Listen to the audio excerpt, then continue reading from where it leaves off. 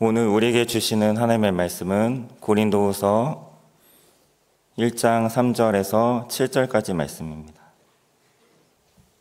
고린도후서 1장 3절에서 7절까지 말씀 제가 읽도록 하겠습니다. 찬송하리로다. 그는 우리 주 예수 그리스도의 하나님이시오 자비의 아버지시오 모든 위로의 하나님이시며 우리 모든 환난 중에서 우리를 위로하사 우리로 하여금 하나님께 받는 위로로서 모든 환난 중에 있는 자들을 능히 위로하게 하시는 이시로다. 그리스도의 고난이 우리에게 넘친 것 같이 우리가 받는 위로도 그리스도로 말미암아 넘치는도다.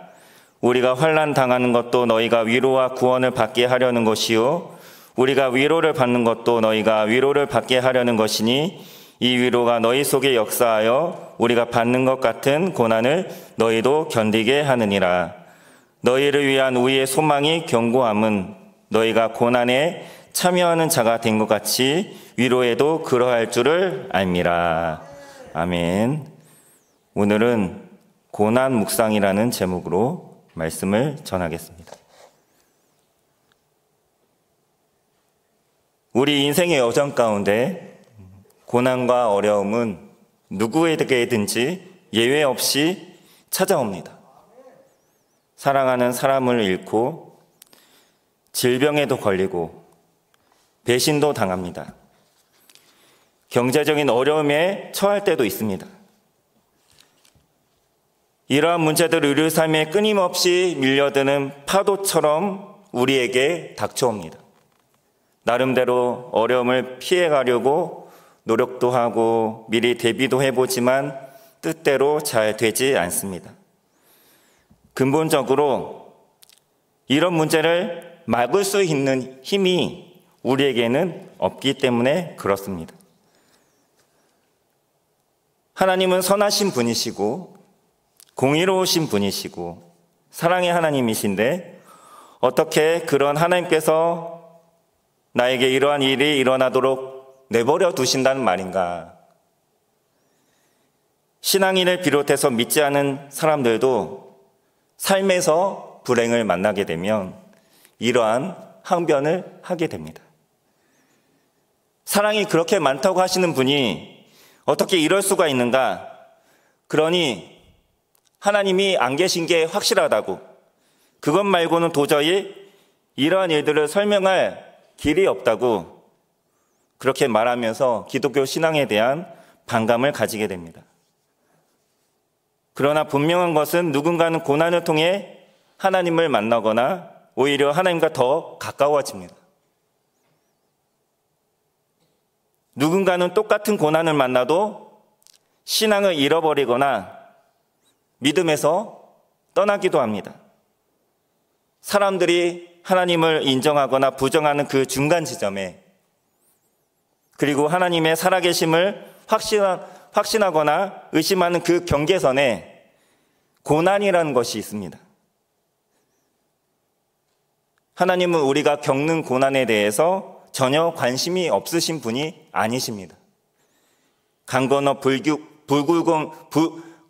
불구경하듯이 우리를 저 멀리서 방관하시는 분이 아니십니다. 그 고난 속에 함께 하시고 그 고난을 통해 우리의 믿음을 정금과 같이, 욥의 고백처럼 정금과 같이 다듬어서 우리를 온전하게 하시는 분이십니다. 우리가 살아가는 삶의 현실 너무나도 끔찍합니다. 늘 위기, 고난, 환난이 수시로 우리 삶을 위협하고 있습니다. 그러나 우리는 이러한 상황에 매번 휘둘릴 수만은 없는 것입니다. 이러한 현실을 뛰어넘어 하나님의 뜻을 구하고 찾는 신앙인이 되어야 할 줄 믿습니다. 우리가 고난을 피해갈 수는 없습니다. 성경에서 믿음 안에 있는 자라고 해서 고난이 면제된다고 말하는 구절은 단 한 구절도 없습니다. 오히려 믿는 사람들이 세상에서 환난을 당한다고 말씀합니다. 요한복음 16장 33절 말씀에 세상에서는 너희가 환난을 당하나 담대하라. 내가 세상을 이기었노라. 고난은 성도의 일상입니다. 우리는 늘 고난을 겪습니다. 그러므로 고난 그 자체보다는 그 고난에 우리가 어떻게 대처하는가가 더 중요합니다. 고난에는 뜻이 있습니다. 참새 한 마리가 땅에 떨어지는 것도 아시고, 들에 피는 백합화와 공중의 새 한 마리도 입히시고 먹이시는데, 하나님이 어떻게 자기 형상대로 지으시고 아들 예수 그리스도의 피로 구원하여 자녀 삼은 자들의 고난에 대해서 모르실 이유가 전혀 없습니다. 모든 것이 하나님의 뜻 가운데 이루어진 일이고 고난을 허락하신 목적이 분명히 있을 것입니다. 그래서 내게 닥친 고난을 회피하거나 부정하려는 태도는 바람직하지도 않고 유익하지도 않습니다. 사랑하는 성도 여러분, 우리의 믿음을 증명할 수 있는 좋은 기회는, 좋은 때는 좋은 날들이 아니라 어려운 순간들입니다. 죄는 피해야 하지만 고난은 맞서야 하는 것입니다. 너희가 환난을 당하나 담대하라. 담대하라. 주님이 우리를 격려하십니다. 그렇다면 고난의 깊은 밤 가운데 우리는 무엇을 해야 할까요? 첫 번째, 우리는 고난의 때에 하나님을 바라보아야 합니다. 우리는 어려움을 만나면 자연스럽게 문제에만 집중하게 됩니다. 그러면 점점 문제에 더 깊이 빠질 수밖에 없습니다. 답이 없는 것이죠. 고난을 통해 어떤 사람은 신앙의 침체에 깊이 신앙의 침체에 깊이 빠지는 사람이 있는가 하면, 어떤 사람은 고난을 통해 신앙이 더 성장하고 성숙해집니다. 우리가 후자의 경우로 나아가기 위해서는 고난 가운데 정말로 죽을 것 같고 신음소리밖에 토해낼 것이 없다 해도 문제가 아니라, 이런 상황을 내게 허락하신 하나님께 우리의 시선을 고정해야 할 줄 믿습니다. 고난에는 뜻이 있고 그 모든 고난이 하나님의 섭리 안에서 일어난 일이고, 하나님이 허락하셔서 오늘 내가 이런 상황을 만나게 되었음을 받아들이는 것입니다.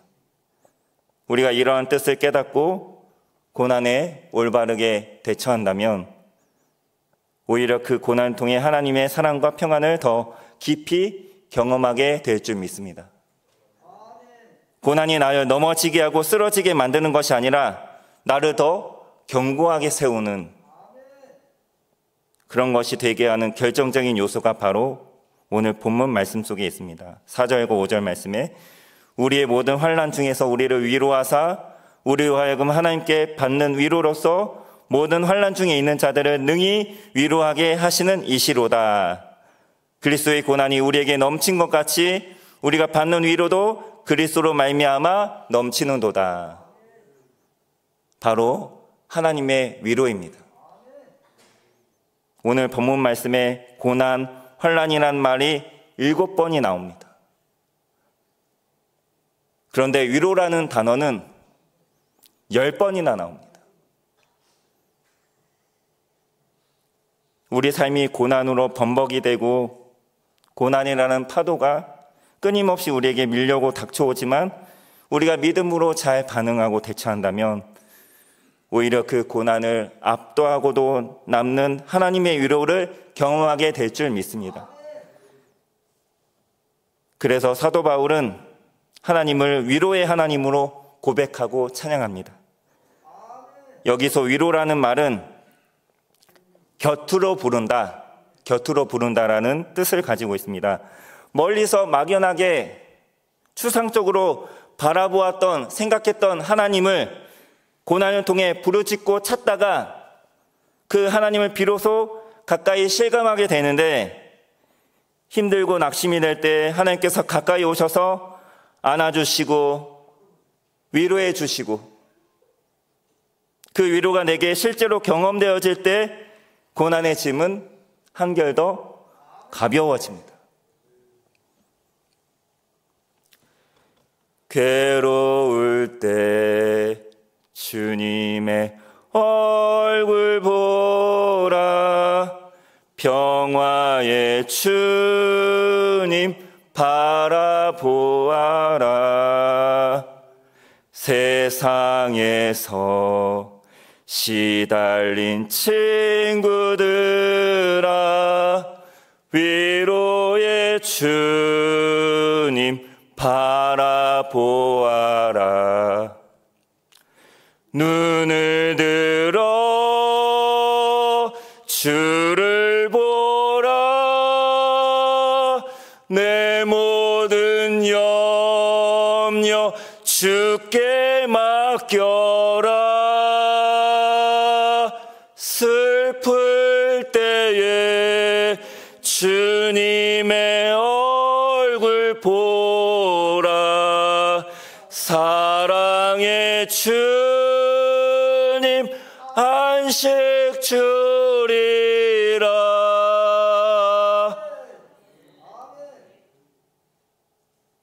바울은 환난이 크면 클수록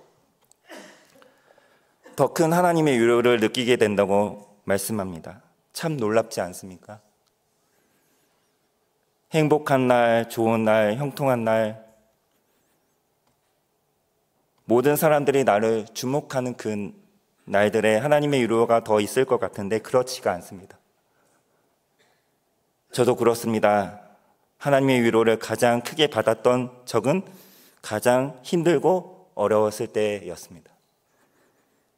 고난은 결코 하나님 계획 밖에 있지 않습니다. 하나님께 나아가고 하나님을 바라볼 수 있게 되길 간절히 소원합니다. 두 번째로 우리는 고난에 유익이 있다는 것을 생각해야 합니다. 그래야 우리에게 닥친 이 고난의 시간을 허투루 보내지 않게 됩니다.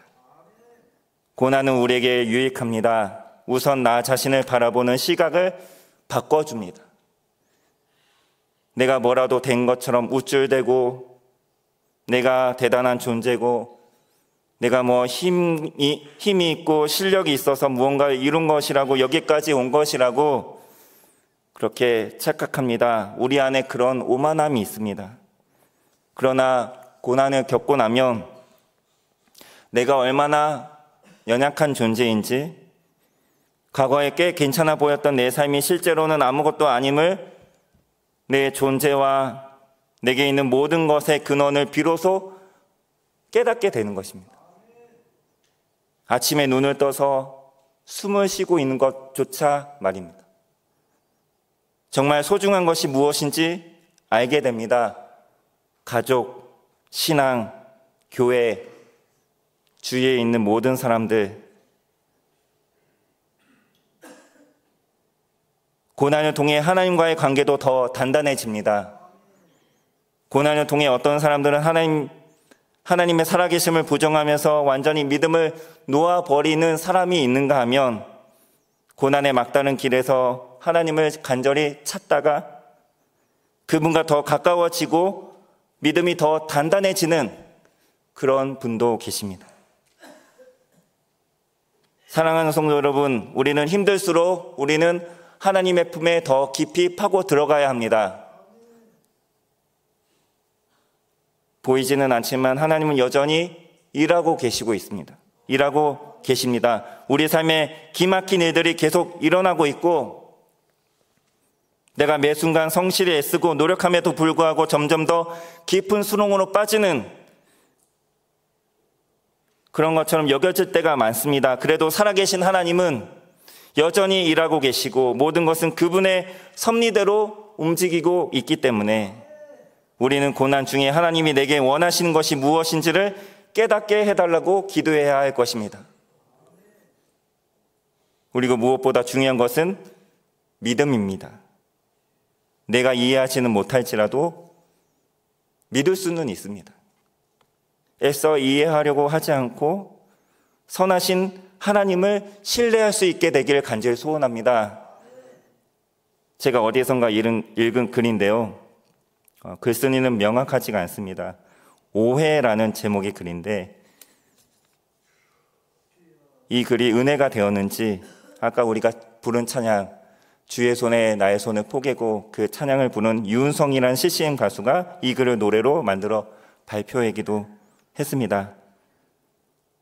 하나님이 나를 너무 사랑하심으로 나를 더욱더 주님의 형상과 닮게 하시기 위해 나의 모난 부분들을 깎으실 때 하나님은 그것을 사랑이라 부르시지만 나는 그것을 고난이라 부릅니다.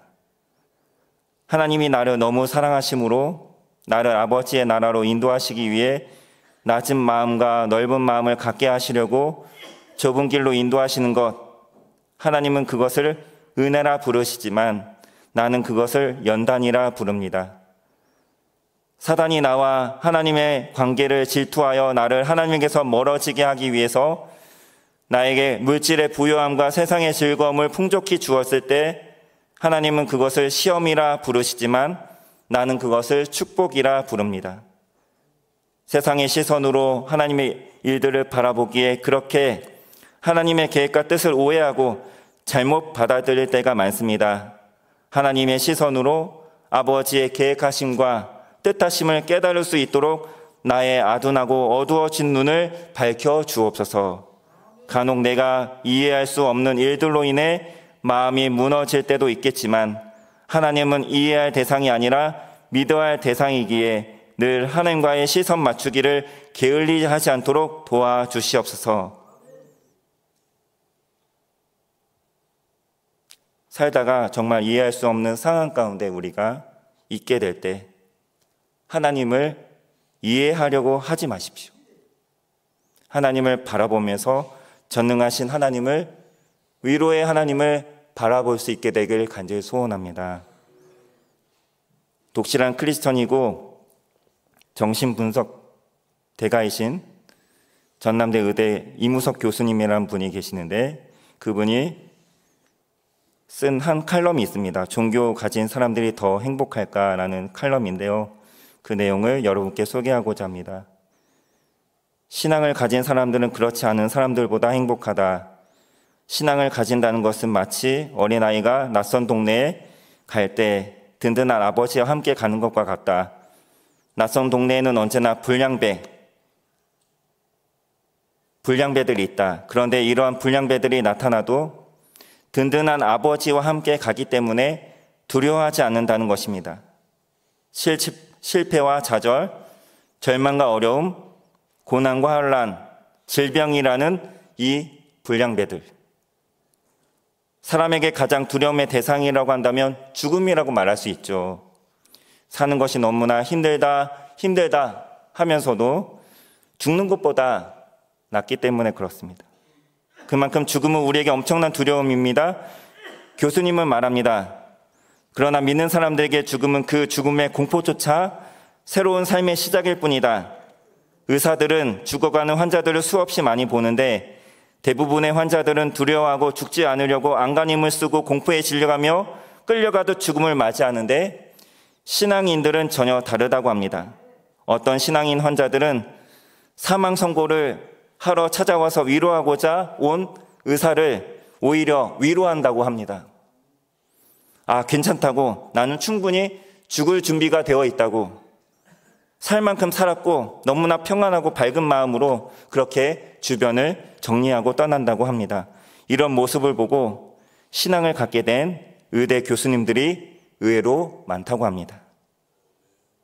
말씀을 맺겠습니다. 사랑하는 성도 여러분, 든든한 하나님 아버지께서 우리와 함께 풀무불과 같은 고난 가운데 7배나 더 뜨거워진 풀무불 가운데 던져진 다니엘의 세 친구들, 그들과 구약에 나타난 주님이 함께 하셨다는 사실을 우리는 잘 알고 있지 않습니까?